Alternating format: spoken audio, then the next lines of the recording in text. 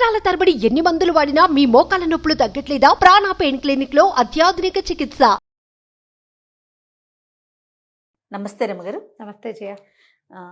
రమగారు, పిల్లలు భయపడుతున్నా, దెయ్యాల సినిమాలు చూస్తున్నా, లేదంటే ఏదైనా ట్రావెల్ చేస్తున్నా వెంటనే జై హనుమాన్ అనుకోమంటాం. లేకపోతే హనుమాన్ చాలీసా చదువుకుంటే మంచిది, భయం పోతుందంటాం. భయం అనగానే హనుమాన్, ఇవి రెండు ఈక్వల్గా ఉంటాయి అన్నమాట కదండి. హనుమాన్ చాలీసా అసలు ఎట్లా చదవాలి రమ్మగారు? రోజుకి ఇన్నిసార్లు చదవాలని కానీ, ఎట్లా చదవాలని కానీ అలాంటి నియమాలు ఏమైనా ఉన్నాయా? తర్వాత గ్రాంధికం కూడా కాదు కదండి, దాన్ని చదువుకోవటం అంటే బాగా నేర్చుకోవాలి. నాకు తెలిసి వన్స్ నోటుకు వచ్చేసిందంటే మనం అలా రెగ్యులర్గా వెళ్ళిపోతుంటుంది. దాని యొక్క విశిష్టత ఏంటి? మీరు కొంచెం పదునుగా చెప్పండి. ఆంజనేయ స్వామిని తలుచుకుంటే భయం పోతుంది, శక్తి వస్తుంది. అదొకటే కాకుండా చాలా వస్తాయి జయ. ఆంజనేయ స్వామిని తలుచుకుంటే ఏమొస్తుందో చెప్పడానికి ఒక ప్రత్యేకమైన శ్లోకం. బుద్ధిర్బలం యశోధైర్యం నిర్భయత్వం అరోగత అజాడ్యం వాక్పటుత్వం చ హనుమత్ స్మరణాత్ భవేత్ అని చెప్తారు. బుద్ధి బలం రెండును, యశోధైర్యం యశస్సు ధైర్యము, కీర్తి ధైర్యం, నిర్భయత్వం అరోగత భయం లేకపోవటము, జబ్బులు తగ్గిపోవటం, ఆరోగ్యత, అరోగత రోగం లేకపోవటం, అజాడ్యం వాక్పటుత్వంచ అజాడ్యం అంటే జడతో మందంగా బద్ధకంగా జడుగా ఉండటం. ఇందులో ఈ జడత్వంలో వ్యక్తులు బద్ధకంగా ఉండటమే కాదు, మందమతిగా ఉంటారు చూడు కొంతమంది పిల్లలు. కొంచెం కొద్దిపాటి ఆటిజం ఉంది, కొంచెం ఏదో అంటే మెంటల్లీ కంప్లీట్లీ ఛాలెంజ్డ్ కాదు, కొంచెం ఛాలెంజ్డ్ కిడ్స్. వాళ్ళకు కూడా వాక్పటుత్వంచ మాటలు సరిగా రావట్లేదు, తెలివిగా సమయస్ఫూర్తి లేదు, తెలివిగా మాట్లాడలేకపోతున్నారు. అలాంటప్పుడు కూడా హనుమత్ స్మరణాత్ భవేత్, వాక్పటుత్వం కూడా ఆంజనేయ స్వామి స్మరణతోటి వస్తుంది. ఇంకేముంది, అన్నీ వచ్చేస్తాయి. ఈ శ్లోకం చదువుకోవటం. చెప్పారు కదా, బుద్ధిర్బలం యశోధైర్యం నిర్భయత్వం అరోగత అజాడ్యం వాక్పటుత్వం చ హనుమత్ స్మరణాత్ భవేత్. ఇందులో అర్థం కాని విషయం ఉందా? నీకు అర్థమైంది నేను చెప్పకుండా. అవునవును కదా, క్లియర్గా ఉంది. ఇప్పుడు ఆంజనేయ స్వామిని తలుచుకుంటే భయం పోతుంది, ఒకటే కాదు కదా, బుద్ధి బలము యశస్సు ధైర్యము కీర్తి సమస్తం వస్తాయి, జబ్బులు తగ్గిపోతాయి, వాక్పటుత్వం వస్తుంది. రామాయణంలో ఆంజనేయ స్వామి మనకి ఎంటర్ అయింది ఎప్పటి నుంచి? కిష్కింధకాండలో కనపడతారు. ముందు రామాయణంలో ఎక్కడా ఉండదు, బాలకాండలో లేదు.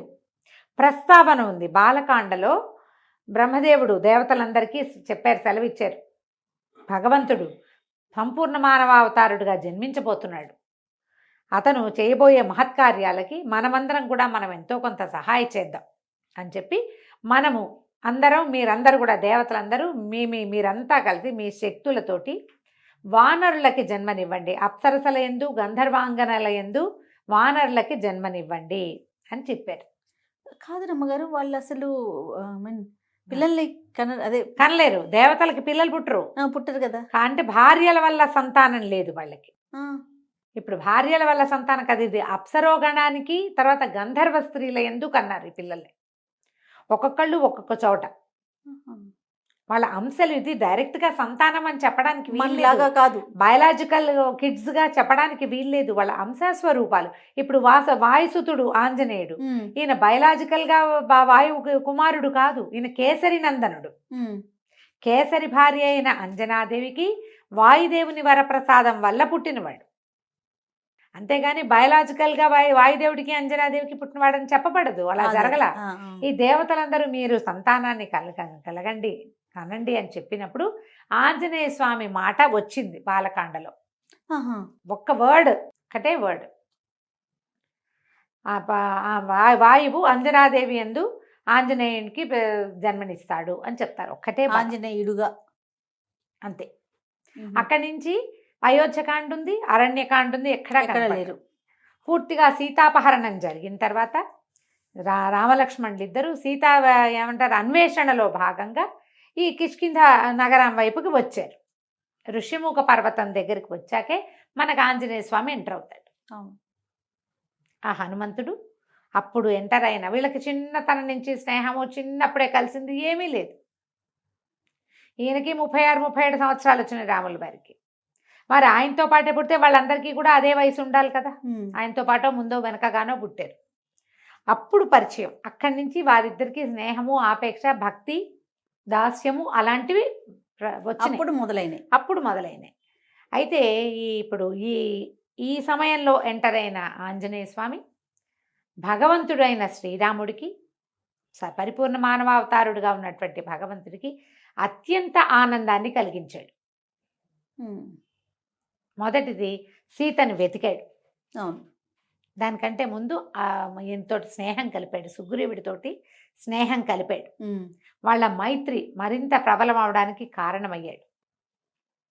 సీతాన్వేషణ చేయాలని బాగా ప్రబోధం చేసుకున్నారు ఒకళ్ళకొకళ్ళు. అక్కడి నుంచి సీతాన్ని అన్వేషించడానికి తలా ఒక గుంపు, తలా ఒక పక్కకి వెళ్తే వీళ్ళు ఈ ఋష్యమూక నుంచి, కిష్కింధ నుంచి దిగువకి ప్రయాణించి సముద్ర తీరాన్ని చేరారు. దక్షిణ సముద్రం వైపుకు ప్రయాణం చేశారు.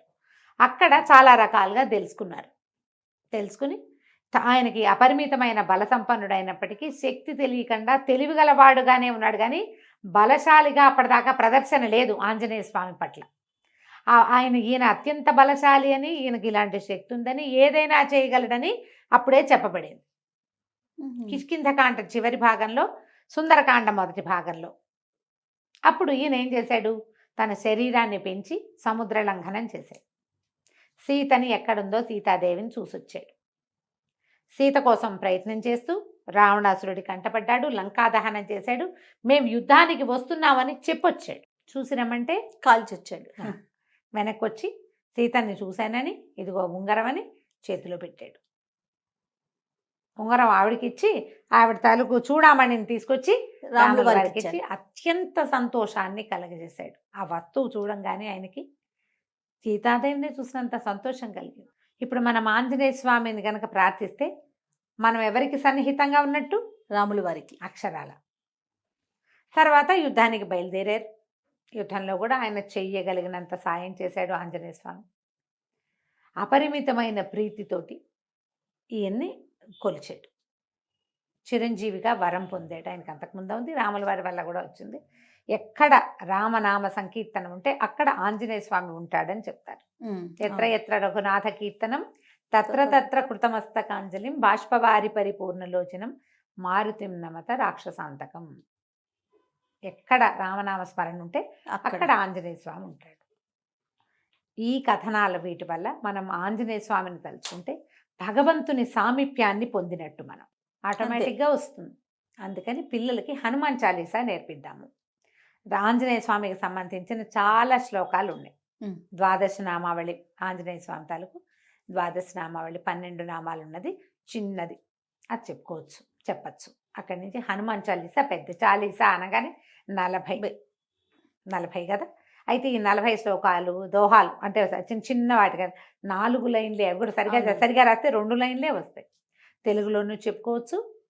సంస్కృతం అంటే ఒరిజినల్ భాషలో తులసీదాస్ గారు రచించినటువంటి అవధి భాషలో ఉన్న హనుమాన్ చాలీసా అంటే డైరెక్ట్గా ఋషి ప్రోక్తం, ఋషి ఏం చెప్పారో అది. ఇప్పుడు వాల్మీకి మహాముని చెప్పిన రామాయణాన్ని ఋషి ఆయన తన కంటితో చూసి దాన్నంతా మనకు అందించారు. ఇప్పుడు ఆ వాక్యాలే మనం చదివితే అద్భుతమైన ప్రయోజనం లభిస్తుంది. అలాగే తర్వాత మన యుగంలో తులసీదాస్ గారు కూడా వాల్మీకి మహామునికి దగ్గర నుంచోగలిగిన స్థాయి కలిగిన ఋషితుల్యులు. ఆయన చెప్పినటువంటి హనుమాన్ చాలీసాని మనం అదే భాషలో చేస్తే చాలా మంచిది. ఆ భాష చెప్పలేకపోతాం, తప్పులు వస్తాయని చెప్తే తెలుగు భాషలో మనకి అవకాశం ఉంది, అది కూడా చెప్పుకోవచ్చు. హనుమాన్ చాలీసా సింపుల్గా వస్తుంది పిల్లలకి. ఏదైనా ట్యూన్లో నేర్పించుకోవటమే. 2 పద్యాలు చొప్పున, దోహాల చొప్పున చెప్పినా కూడా వచ్చేస్తాయి. అవును, రోజు చెప్తుంటే చక్కగా వస్తుంది. సాయంకాలం పూట పిల్లలకి చెప్పండి. పిల్లల్ని ఇదేంటంటే ఇదేదో చదివితే అదేదో వస్తుందని కాదు. ఇది చదివితే నీకు బాగుంటుంది, నీకు ధైర్యం వస్తుంది, నీకు బుద్ధి వస్తుంది, నీకు జ్ఞానం వస్తుంది, నీకు అనారోగ్యం తగ్గుతుంది, నువ్వు ధైర్యంగా ఉంటావు, నీకు ఎవరో ఒకళ్ళ సహాయం లభిస్తుంది. అసలు సహాయమే అవసరం లేని అసహాయ సూర్యుడిగా నువ్వు ఉండొచ్చు. ఆంజనేయ స్వామికి ఎవరు సహాయం చేశారు? లక్ష్మణ స్వామిని బతికించడానికి ఈయన ఏం చేశాడు? సంజీవ పర్వతానికి పరిగెత్తుకుంటూ వెళ్ళాడు. అవును. ఆయన ఒక్కడే తెచ్చాడు. ఎవరు సహాయం చేశారు? ఎవరు చేయలేదుగా. ఉమ్, ఉమ్. అసహాయ సూర్యుడిగా అవుతారు అని చెప్పి నేర్పించి దాన్ని మెల్లిగా రోజువారీకి చదవటంలో పెట్టండి. దీనికి ప్రారంభం ఏంటంటే తల్లిదండ్రికి వచ్చి ఉండాలమ్మా. అది పిల్లాడికి ఇప్పుడు నాబోటి పెద్దమ్మతోటి నేర్పించడం గొప్ప కాదు. ఉమ్, ఉమ్. నువ్వు కూడా నేర్చుకో, నువ్వు కూడా చదువు. శనివారమో మంగళవారమో చదవటం, గుళ్ళోకి తీసుకెళ్తే గుళ్ళో నాన్న హనుమాన్ చాలీసా చెప్పుకో అని చాలీసా చెప్పిచ్చేసేయాలి పిల్లలతోటి. ఉమ్. ఇది మనం 3వ ఏటి నుంచి మొదలు పెట్టచ్చు. మా పిల్లలకి నేను అట్లా చెప్పాను చేయాలి. ఓ తొందరగా మాటలు వచ్చినాయి, ఈజీగా. మాకు ఎంఎస్ సుబ్బలక్ష్మిని ఫాలో అయ్యే అలవాటు ఉంది. ఎంఎస్ సుబ్బలక్ష్మి గారి చాలా బాగుంటుంది. అది మధ్యలో రామలక్ష్మణి జానకి జయబోలో హనుమానికి అని వస్తుంది. ప్రతి కొన్ని శ్లోకాల తర్వాత అది వస్తుంది అనమాట. ఓకే. అది వినడం మొదలుపెట్టి అది నేర్చుకున్నాను. నేను ఒట్టిగా విడిగా చదువుకోవటం కూడా నేర్పించాను. ఎవరు పిల్లలు కాసేపు కూర్చున్నా వాడికి ఒకటి చెప్తాను నేను. అందులో ఉమ్. ఏదో ఒకటి చెప్పచ్చు కదా. ట్యూన్ కూడా అట్రాక్టివ్గా ఉంటుంది. అవును. ఆ రాగాల్లో నేర్చుకుంటే పిల్లలు సరదాగా నేర్చేసుకుంటారు. ఆలోచించండి. తప్పకుండా. ఇప్పుడు కళ్ళు మూసుకుంటే నాకు సుబ్బలక్ష్మి గారి గొంతు అట్లా వినపడుతుంది. ప్రతిదీ అది ఎట్లా ఉంటుందంటే మన లోపల ఒక జ్యోతిని వెలిగిస్తున్నట్టు ఉంటుంది. అవునండి. మీరు అలా వినడం నేర్చుకోండి. పిల్లలకి అట్లా చెప్పండి. పిల్లలకి నువ్వు అది చదివితే నీకేదో వస్తుందని చెప్పొద్దమ్మా దయచేసి. బయట నుంచి ఏది రాదు, లోపల ఉంటాయి మనకు అవన్నీ. ధైర్యము, బుద్ధి, జ్ఞానం వాకిట్ల నుంచి తెచ్చుకునేవి కాదు, లోపల పుట్టేవి అవి. ఆ లోపల ఉంటాయి, మనకు తెలియదు. ఇప్పుడు మన లోపల ఏమేమి ఉన్నాయో మనకు తెలియదు కదా. అలాగే ఇవన్నీ కూడా లోపల హిడెన్ గా ఉంటాయి ప్రతి మానవుడికి. మనమందరం రాముడు లాంటి జన్మ కలిగిన వాళ్ళమే. ఆయన అవన్నిటిని మేల్కొల్పుకున్నాడు, కళ్యాణ గుణాలని. మనం మేల్కొల్పుకోం అంతే. అంతే. ఆ మేల్కొల్పుకి ఇది ఒక సాధనంగా ఉంటుందని గ్రహించుకోండి. తప్పకుండా. దీన్ని పూర్తిగా ఏమంటే మత సంబంధమైన వ్యవహారంగా తీసుకోవద్దు. అలా అనుకోవడానికి వీల్లేదు, అసలు అనుకోవద్దు. ఇది మనకు అవసరంగా భావించండి. ఆంజనేయ స్వామి చాలా తెలివైన మాట తీరున్నవాడు, అద్భుతమైన మాట. ఎక్కడ తెలివి తక్కువ మాటలు, పొరపాటు మాటలు అలాంటివి లేవు. చాలా ప్లాన్డ్గా తెలివిగా మాట్లాడే మనిషి ఆయన, వ్యక్తి. అవన్నీ వస్తాయి మనకి. అదే కదా రమ్గారు. ఆయన బలశాలి, ఆయన ధైర్యశాలి, ఎన్నో అద్భుతమైన గుణాలు ఉన్నవాడు. అవన్నీ మనకు కూడా కావాలి. మనం ఇన్స్పిరేషన్గా తీసుకోమా వాళ్ళని వీళ్ళని అందరినీ. అవును. ఆంజనేయ స్వామి మన ఇన్స్పిరేషన్. బాగుంది. ఇలా ఇన్స్పైర్ అయ్యి కనుక మనం ఇన్స్పైర్ అయ్యి పిల్లలు కనుక నేర్పిస్తే చక్కగా ఉంటుంది, చాలా బాగుంటుంది. ట్రై చేసి చూడండి. ఇది కష్టమని మాత్రం అనుకోవద్దు. ఏదైనా ఒక మంచి పుస్తకం కొనుక్కోండి, ఏదైనా ట్యూన్ వినండి, దాంతోపాటు వెళ్ళండి. ఎంఎస్ సుబ్బలక్ష్మి గారిది నేను ఎప్పుడూ సమర్థిస్తాను, చాలా బాగుంటుంది.